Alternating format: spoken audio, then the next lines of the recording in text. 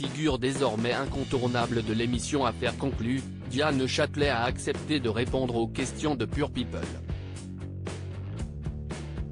Comme l'acheteuse très populaire s'est livrée sur des secrets de tournage, sa manière de procéder lors des enchères et a évoqué les tensions qu'il pouvait y avoir en plateau. Diane Châtelet illumine les quotidiennes et les primes d'affaires conclues, France 2, l'émission d'enchères qu'elle a rejointe il y a presque 5 ans. Sa personnalité pétillante lui a permis de conquérir le grand public et de devenir très populaire. PurePeople.com a ainsi décidé d'en savoir plus sur l'acheteuse passionnée et spécialisée dans les œuvres du 19e et du 20e siècle. Son recrutement très rapide, ses plus beaux achats, ou encore les tensions qu'il peut y avoir en tournage. Diane Châtelet nous dit tout. Vous avez intégré l'équipe d'affaires conclues en 2018 et êtes une acheteuse récurrente depuis. Comment avez-vous été recrutée? Je suis arrivée dans l'émission en saison 2, c'était en octobre 2018. Et en fait, j'avais regardé l'émission un soir et je l'ai montré à mon mari qui m'a dit de postuler. Je ne connaissais absolument personne, ni chez Warner ni dans l'univers audiovisuel en général et j'ai envoyé une lettre de motivation et un CV, comme une bouteille à la mer. On m'a appelé le lendemain pour me rencontrer 3 jours après et 3 jours encore après je commençais à tourner. Pour moi, ça s'est fait très vite. Je trouvais l'émission avant-gardiste, distrayante et en même temps très didactique parce qu'on apprend tous. Et voilà, j'ai envoyé ma candidature comme ça, de façon très spontanée, sans me projeter. Et quand on m'a appelé le lendemain, j'ai été particulièrement surprise, rire. Comment vivez-vous le succès de l'émission et votre notoriété grandissante? Si est-il vrai que tout s'est enchaîné extrêmement rapidement mais avec une grande bienveillance? Certes, je n'avais pas cette popularité-là mais comme si est en lien avec mon métier, tout s'est fait très naturellement. Ce n'est pas comme si je devenais chroniqueuse dans une émission qui n'avait rien à voir, si est très complémentaire avec ce que je fais dans la vie et ça me donne une visibilité. Si est en cela que si est intéressant pour moi. Cette émission nous offre une visibilité qu'on n'aurait pas pu avoir autrement.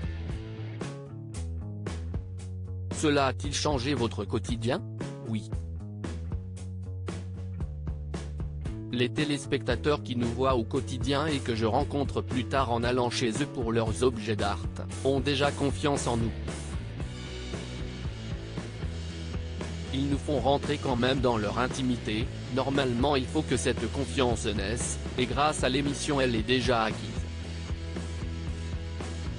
Avez-vous des petits secrets de coulisses à partager? Il y a des bizutages pour les nouveaux. FX François-Xavier nous, note de la rédaction, est hyper taquin avec Caroline, Marjoridon, note de la rédaction, notamment. On partage tous la même loge et on peut cacher une chemise par exemple, ça reste bon enfant. La voiture de Caroline a aussi été une cible, rire. Mais si est-il vraiment potache, il n'y a rien de méchant. Y a-t-il parfois des tensions en plateau? Ah oui. Ce qu'on dit souvent si est que dans la vie, on peut être amis mais sur le plateau, on oublie notre amitié, rire. Les affaires sont les affaires et on ne va pas se faire de cadeaux parce qu'on s'entend bien. Si est pénible dans ces cas-là, il faut faire totalement abstraction des liens qu'on a avec notre compétiteur. Ça m'est arrivé avec Marie, du Sordet, note de la rédaction, que vraiment j'adore. Toutes les deux, on avait eu un coup de cœur pour une œuvre et malgré le fait que Marie le veuille aussi, je n'arrive pas lâcher. Si est un peu douloureux, ce n'est pas facile de faire ça mais on est obligé parce que ces choses-là on ne les reverra pas. On n'est pas détendre, rire. Avez-vous déjà regretté d'avoir acheté un objet dans l'émission ? Je fonctionne à la télé comme dans mon métier, les objets que j'achète CIST parce que j'ai un coup de cœur ou parce qu'ils ont une véritable importance dans l'histoire de l'art.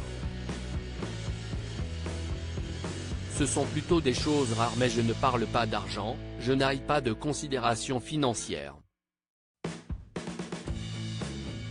Ce qui me plaît, ce sont les objets. Du moment qu'il y a une force, des qualités d'exécution indéniables, une certaine rareté. Mais j'ai acheté des choses que je n'aurais jamais pensé acheter et qui pour autant sont fabuleuses. Alors, je n'ai aucun regret parce qu'en fait je ne suis pas celle qui achète le plus dans l'émission et je ne veux pas que les prix soient décorrélés de ceux du marché. Si est un souci d'honnêteté, je ne fais pas du show. On est totalement libre dans nos achats parce que si est notre argent et donc ils ne peuvent pas nous imposer un certain nombre d'objets ou une somme à dépenser. Mais on ne fonctionne pas tous pareil et parfois certains sont trop loin des prix du marché et on n'est plus dans le spectacle que dans la réalité. Je ne suis pas certaine que ceux qui font ça donnent une bonne image des marchands. Comment fonctionnez-vous lors des enchères ? Moi, je ne mets jamais de plafond et je ne sais jamais à l'avance combien je vais dépenser pour un type d'objet mais si je le veux vraiment, je l'achète, si est une certitude parce qu'il y a des objets qu'on ne reverra jamais. Je me souviens d'une lampe particulièrement rare, la lampe Fungo, de Gabriela Crespi, qui fait partie de la collection Rising. C'était une merveille de trouver ça et donc je n'aurais pas lâché. Les autres acheteurs ont pensé qu'il s'agissait d'une lampe de brocante et quand ils ont vu que je montais les enchères, et comme ils savent que je ne suis pas dingue et que je n'aille pas tendance à m'emballer, ils ont compris que c'était intéressant. Une autre fois, il y avait une tête de licorne en zinc, trouvée dans une décharge. Ça fait partie des très jolis objets pour lesquels j'ai craqué dans l'émission. Propos exclusifs ne pouvant être repris sans la mention de Pour et Péole. Comme